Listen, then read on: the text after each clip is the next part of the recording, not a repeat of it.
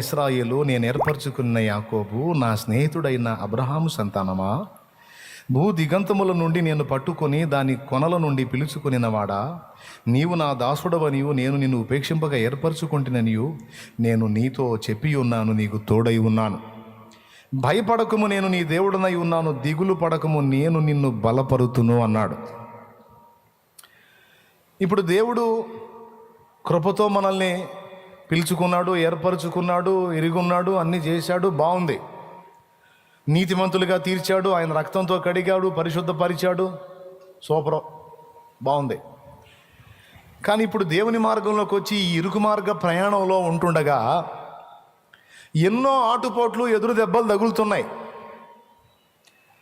చాలా విషయాలు సాధించాలనుకుంటున్నాం, కానీ సాధించలేకపోతున్నాం. చాలా విషయాలు పొందగోరుతున్నాం, చూడగోరుతున్నాం, కానీ పొందలేకపోతున్నాం, చూడలేకపోతున్నాం. జాగ్రత్తగా వినండి. మనం దేవుని చేత ఏర్పరచబడ్డాం, ఆయన రక్తం చేత విమోచింపబడ్డాం, పరిశుద్ధపరచబడ్డాం, పరిశుద్ధులుగా ఉండుటకు పిలవబడ్డాం. ఇది లేఖనం చెప్తున్న సాక్ష్యం తమ్ముడు. పిలవటం అయితే అట్ట పిలిచాడు, కానీ అలా నిలబడటం అనేది మనకు చేత కావటల్లా. చాలా విషయాలు సాధించగోరుతున్నాం, సాధించలేకపోతున్నాం. నిలవాలనుకుంటున్నాం, నిలవలేకపోతున్నాం. గెలవాలనుకుంటున్నాం, కానీ ఓటమి బాట పడుతున్నాం. అధిగమించాలనుకుంటున్నాం, కానీ అగచాట్ల పాలవుతున్నాం. వాక్యం విన్నప్పుడు తీర్మానాలు చేస్తున్నాం, కానీ ఆ తీర్మానాలు కొద్ది దినాలు కూడా నిలుపుకోలేకపోతున్నాం. ప్రభు సెలవు లేక మాట ఇచ్చి నెరవేర్చగలవాడెవడు అన్నట్టు సన్నిధిలో చేసే తీర్మానాలు 4 రోజుల్లో పట్టపగలైపోతున్నాయి, నిలవట్ల. మరి ఎలా? పరలోక రాజ్యం మనం చేరడానికి మన క్రియలతో నిమిత్తం లేదు, మన విశ్వాసం మాత్రం చాలు అని 2 విధములైన కృపను గురించి మాట్లాడా. ఒక కృప అనర్హులకు అనుగ్రహించేది.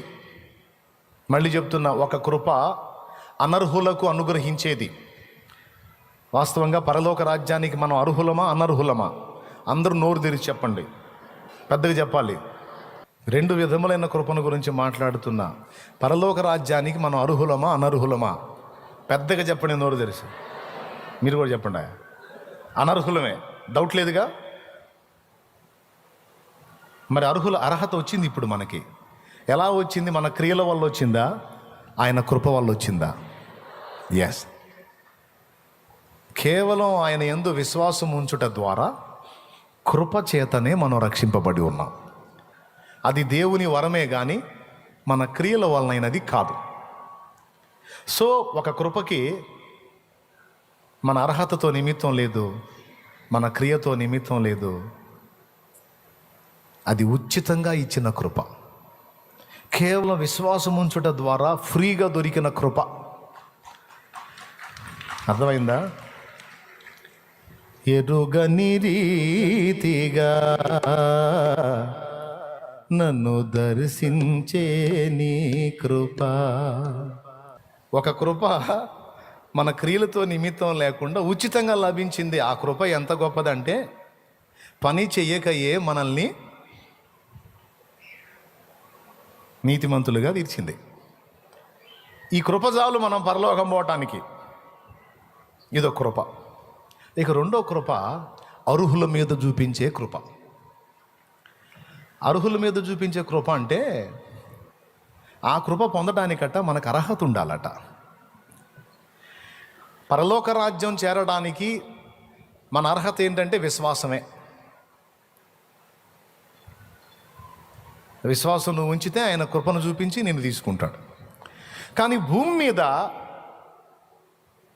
నీవు కొన్ని పొందడానికి, కొన్ని సాధించడానికి, నిత్యత్వంలో బహుమానం పొందడానికి నీకు కృప అవసరం, దేవుని కృప అవసరం. ఆ కృప పొందడానికి మనకు అర్హత కావాలి. ఉదాహరణకి దీనికి మీకు లాజికల్గా వాక్యానుసారంగా చెప్తా.